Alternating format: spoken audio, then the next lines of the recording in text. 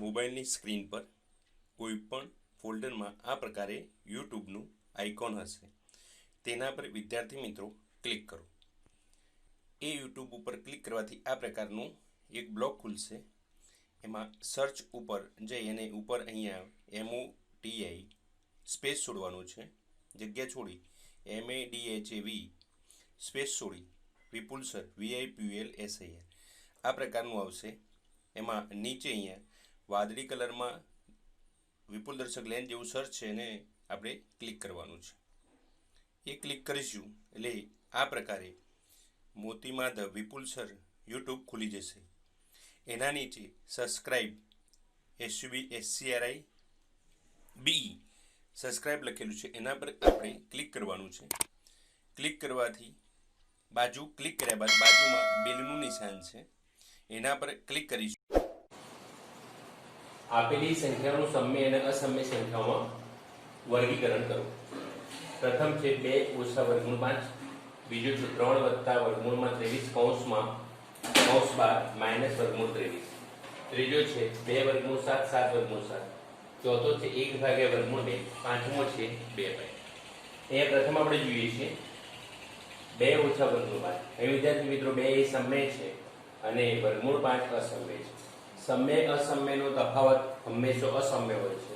માટે આ સંખ્યા 2 ઓછા વર્ગમૂળ 5 એ અસમય સંખ્યા છે, કારણ કે તે સમય સંખ્યા 2 અને અસમય સંખ્યા વર્ગમૂળ 5 નો તફાવત છે. બીજો આપણે જોઈએ છીએ તો બીજા દાખલાની અંદર પ્રથમ દ્રષ્ટિએ એવું લાગે કે વર્ગમૂળ છે એટલે એ અસમય છે, તો આપણે આનો કૌંસ છોડી દઈશું. 3 વત્તા વર્ગમૂળ 23 ઓછા વર્ગમૂળ 23. અહીં વિદ્યાર્થી મિત્રો વત્તા વર્ગમૂળ 23 ઓછા વર્ગમૂળ 23 બંને સંખ્યાઓ કેવી છે એકબીજાની વિરુદ્ધ, એટલે અહીંયા જવાબ આવશે ફક્ત 3. આ બંને ઉડી જાય. જવાબ આવે 3. તો આ 3 એક એવી સંખ્યા છે સમય, તો માટે આપણે અહીંયા લખી શકાય કે 3 વત્તા વર્ગમૂળ 23 ઓછા વર્ગમૂળ 23 સમય સંખ્યા છે. એ જ પ્રમાણે આપણે ત્રીજો દાખલો છે.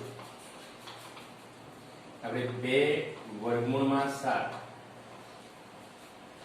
7 વર્ગમૂળમાં 7. અહીં વિદ્યાર્થી મિત્રો યાદ રાખીએ વર્ગમૂળ 7 કટ થઈ જાય છે, તો 2 ભાગ્યા 7. તો 2 ભાગ્યા 7 એ સમય સંખ્યા છે, કારણ કે 2 ભાગ્યા 7 2 ને 7 વડે ભાગીશું તો આપણને અનંત આવૃત દશાંશ રૂપ મળશે. તો આ પ્રમાણે જવાબ આવે છે. હવે આપણે ચોથો દાખલો જોઈએ છે. આપણે અહીં 1 ભાગ્યા વર્ગમૂળ 2, તો અહીં જો અહીંયા વર્ગમૂળ 2 એ અસમય છે તો માટે આપણે અહીં લખી શકાય કે અસમય સંખ્યા છે. કઈ સંખ્યા? 1 ભાગ્યા વર્ગમૂળ 2. એ જ પ્રમાણે 2 પાઈ. જો 2 પાઈ, તો પાઈ એ અસમય સંખ્યા છે, આપણે જાણીએ છીએ. પાઈને 2 વડે ગુણીશું તો એ પણ કેવી થશે? અસમય સંખ્યા થશે. એટલે અહીંયા પાઈની કિંમત છે 3 પોઈન્ટ, આપણે એનો વાત કરી દીધી 14 15 અનંત સુધી પાઈની કિંમત. તો એને આપણે 2 વડે ગુણીશું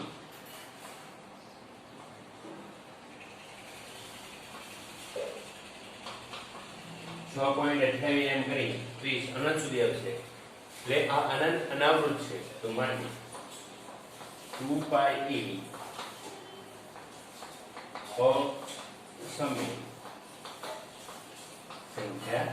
વિદ્યાર્થી ગણીએ 5 જે અહીંયા પ્રશ્નો આપેલા હતા એમાં સમય અને અસમય સંખ્યાઓ છે. એમાં સમય અને અસમય કઈ થાય એની આપણે ચર્ચા અહીંયા કરી. પ્રથમ છે અસમય, કારણ કે સમય સમયનો તફાવત છે. બીજાનો આપણે સાદુરૂપ આપ્યું તો ફક્ત 3 મળે તો સમય. ત્રીજું જે છે અહીંયા વર્ગમૂળ 7 એ સમાન છે એટલે ઉડી જશે, એટલે 2 ભાગ્યા 7 એને આપણે ભાગાકાર કરીશું તો અનંત આવૃત દશાંશ રૂપ મળે છે, માટે ત્રીજી સમય. એ 1 ભાગ્યા વર્ગમૂળ 2, તો વર્ગમૂળ 2 અસમય છે, માટે એ જે ભાગાકાર છે ગુણોત્તર છે એ પણ કેવો આવવાનો? અસમય. અહીંયા પાઈ એ અસમય છે. આપણે વાત કરી કે 3.1415 છે અને ગુણીશું 6.38 અનંત સુધી આવશે તો પાઈ 2 પાઈ પણ એ અનંત અનાવૃત છે માટે અસમય છે. તો આ સમય સમયમાં વર્ગીકરણ થઈ ગયું.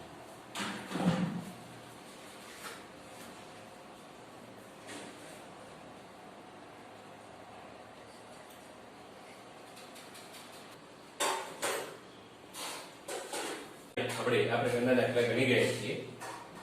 પ્રથમ દાખલાની આપણે વાત કરીએ 3 વત્તા વર્ગમૂળ 3 2 વત્તા વર્ગમૂળ જો અનુસાર આપીશું તો 3 એ જે છે આખા કૌંસને ગુણ્યા છે આપણે વાત કરી હતી એ જ પ્રમાણે અહીંયા જો 3 જે છે 2 વત્તા વર્ગમૂળ 2 3 છે આખા કૌંસને ગુણ્યા છે સાથે સાથે અહીંયા વત્તાનું ચિહ્ન છે તો વત્તા ફરીવાર આ વર્ગમૂળ 3 છે એ આખા આ 2 વત્તા વર્ગમૂળ 2 આ કૌંસને ગુણાશે.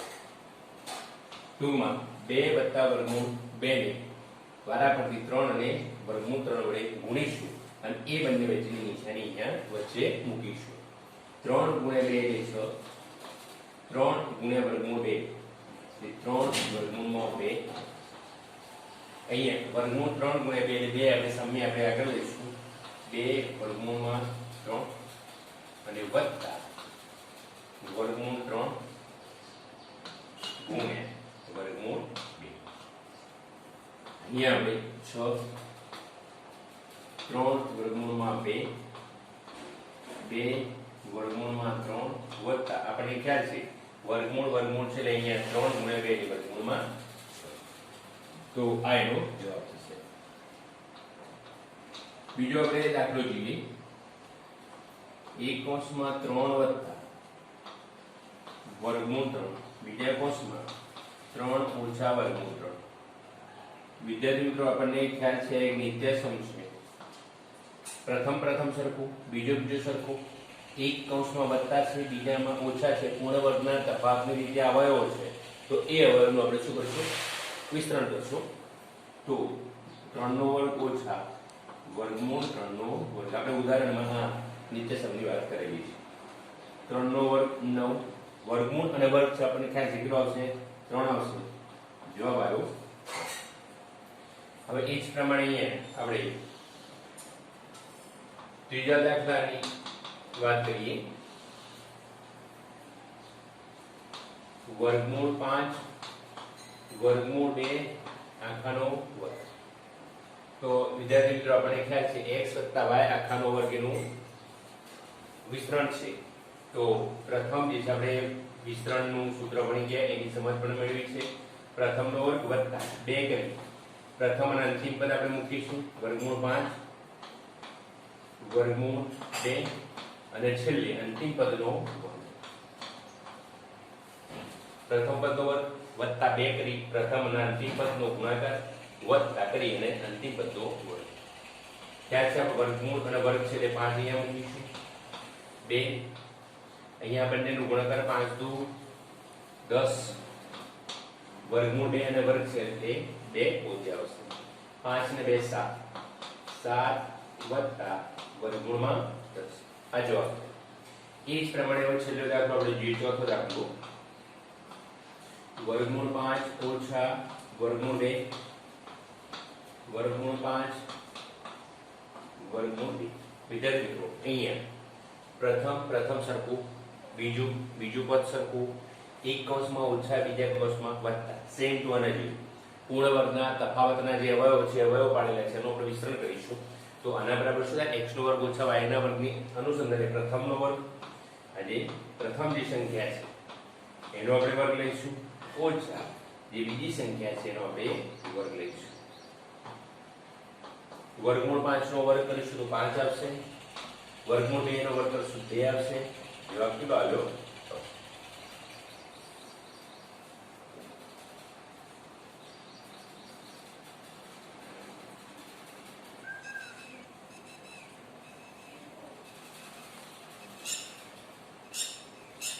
ત્રીજો દાખલો જોઈએ વિદ્યાર્થી મિત્રો યાદ રાખો કે પાઈ ને 1 વર્તુળના પરિઘ C અને તેના વ્યાસ d ના ગુણોત્તર તરીકે દર્શાવવામાં આવે તો વિદ્યાર્થી મિત્રો પરિઘ એટલે પરિઘ બરાબર પાઈ ડી, આપણે ખ્યાલ છે પરિઘ બરાબર પાઈ ડી, આપણે અગાઉના ધોરણમાં આ સૂત્ર ભણી ગયા છે. ડી એટલે વ્યાસ, ડી ને આપણે 2r તરીકે દર્શાવીએ છીએ. આમ તો પરિઘ એ 2πr છે, વર્તુળનો પરિઘ 2πr, પણ એમાં આ 2r 2r જે છે ને આપણે d તરીકે વ્યાસ તરીકે લઈશું એટલે પાઈ ડી. તો અહીં વર્તુળનો પરિઘ બરાબર પાઈ ઇન્ટુ ડી. તો અહીંયા પાઈ બરાબર, જો વર્તુળના પરિઘને આપણે c કહીશું તો c ભાગ્યા d થાય. આ યાદ રાખજો. તો અહીંયા આપણે યાદ રાખો કે પાઈ ને વર્તુળના પરિઘ c અને તેના વ્યાસ d ના ગુણોત્તર તરીકે દર્શાવવામાં આવે છે, એટલે કે પાઈ બરાબર c ભાગ્યા d. તે વિરોધાભાસી છે, કારણ કે પાઈ એ અસમય સંખ્યા છે. આપણે ખ્યાલ છે પાઈ અસમય સંખ્યા છે, તો આ વિરોધાભાસી છે. તો આ વિરોધાભાસનો ઉકેલ કેવી રીતે લાવશું, આપણે એની સમજૂતી આપવાની છે. તો વિદ્યાર્થી મિત્રો આપણે ખ્યાલ છે વાસ્તવિક સંખ્યાઓમાં અહીંયા તો પાઈ ને આપણે પરિઘ c અને વ્યાસ d ના ગુણોત્તરમાં રીતે દર્શાવી શકીએ છીએ. હવે વાસ્તવિક સંખ્યાઓને આપણે ક્રમિક વિપુલદર્શિતાની પદ્ધતિથી આપણે દર્શાવતા હતા, અને સંખ્યા રેખા પર આવી અસંખ્ય સમય સંખ્યાઓ આપણે દર્શાવી શકીએ છીએ. તો ક્રમિક વિપુલદર્શિતાની પદ્ધતિમાં આપણે જોયું કે જેમ જેમ વિપુલદર્શિતાની સંખ્યા વધારતા જઈએ તેમ તેમ વધુ ચોકસાઈ પ્રાપ્ત થાય છે.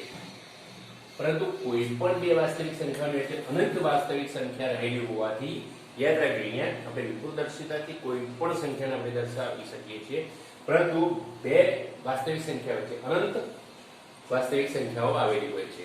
એટલે આપણે કહી શકાય કે પરિઘ c અને વ્યાસ d નું કોઈ ચોક્કસ માપ જાણવું અશક્ય છે. એટલે એવું પણ શક્ય હોય કે પરિઘ c અને વ્યાસ d બંને અસમય હોય, અથવા પરિઘ c અસમય હોય અથવા વ્યાસ d બંનેમાંથી કોઈ પણ એક અસમય હોય અથવા તો બંને અસમય હોય સંખ્યા મળે. આથી પાઈ બરાબર c ભાગ્યા d હોય છે, તો પાઈ એ અસમય સંખ્યા છે. આ વિરોધાભાસ નથી. પાંચમો દાખલો જોઈએ વિદ્યાર્થી મિત્રો. આપેલ સંખ્યાઓના છેદનું સમીકરણ કરો. પહેલો દાખલો આપણે જોઈએ 1/7. આપણે એનું સમીકરણ કરવા માટે 1/7 જે છે એને આપણે એના સમીકરક અવયવ એટલે વર્ગમૂળ 7 વડે ગુણી દઈશું. આપણે ખ્યાલ છે નીચે વર્ગમૂળ 7 લઈશું તો ગયો 7, અહીંયા આવી ગયા વર્ગમૂળ 7. આ થઈ ગયું. આપણે બીજા દાખલાને જોઈશું 1/7 વર્ગમૂળ 7 ઓછા વર્ગમૂળ 6. આપણે આની વાત કરીએ તો માટે આપણે અહીંયા લખી દઈએ વર્ગમૂળ 7 વર્ગમૂળ 6.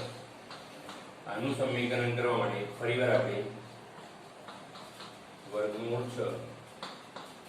હવે વિદ્યાર્થી મિત્રો આપણે વર્ગમૂળ 7 એના સમીકરક અવયવ વડે એને ઉપર નીચે અંશ અને છેદને ગુણી દઈએ. આપણે ખ્યાલ છે અહીં ઓછા છે તો એનો સમીકરક અવયવ આપણે વર્ગમૂળ 7 વર્ગમૂળ 6 થાય, કારણ કે પૂર્ણ વર્ગના તફાવતને લીધે આ નીચેનો છેદ સમ્ય થાય છે. એ તો અહીંયા નીચે છેદમાં વર્ગમૂળ 7 વર્ગમૂળ 6 વડે ગુણીએ છીએ તો ઉપર પણ આપણે વર્ગમૂળ 7 ને વર્ગમૂળ 6 ના સરવાળા વડે ગુણવા પડે. તો અહીંયા 1/7 વર્ગમૂળ 7 ઓછા વર્ગમૂળ 6 ને આપણે વર્ગમૂળ 7 વત્તા વર્ગમૂળ 6 વર્ગમૂળ 7 વત્તા વર્ગમૂળ 6 ઉપર નીચે એટલે કે અંશ અને છેદમાં ગુણીએ છીએ. આપણે ખ્યાલ છે પ્રથમ જે છે વર્ગમૂળ 7 છેદની આપણે વાત કરીએ 7 વર્ગમૂળ 6 તો અહીંયા આનો વર્ગ ઓછા વર્ગમૂળ 6 એનો વર્ગ. આ પ્રમાણે પૂર્ણ વર્ગના તફાવતને લીધે આનું મિશ્રણ થયું. ઉપર આ એક તટસ્થ છે એટલે વર્ગમૂળ 7 વર્ગમૂળ 6. હજુ આપણું સાદુરૂપ આપીએ તો વર્ગમૂળ 7 એમને અંદર છે, ઉપર વર્ગમૂળ 7 વત્તા વર્ગમૂળ 6 7 વર્ગમૂળ 6 વર્ગ છે તો 7 6 વર્ગમૂળના વર્ગ છે તો આનો ફાઇનલી જવાબ આવશે વર્ગમૂળ 7 વત્તા વર્ગમૂળ 6 નીચે આવે 1 બરાબર વર્ગમૂળ 7 વત્તા વર્ગમૂળ 6. તો અહીંયા આ બે દાખલાનું સમીકરણ થાય. હવે બાકીના બે દાખલાનો આપણે કરીએ છીએ.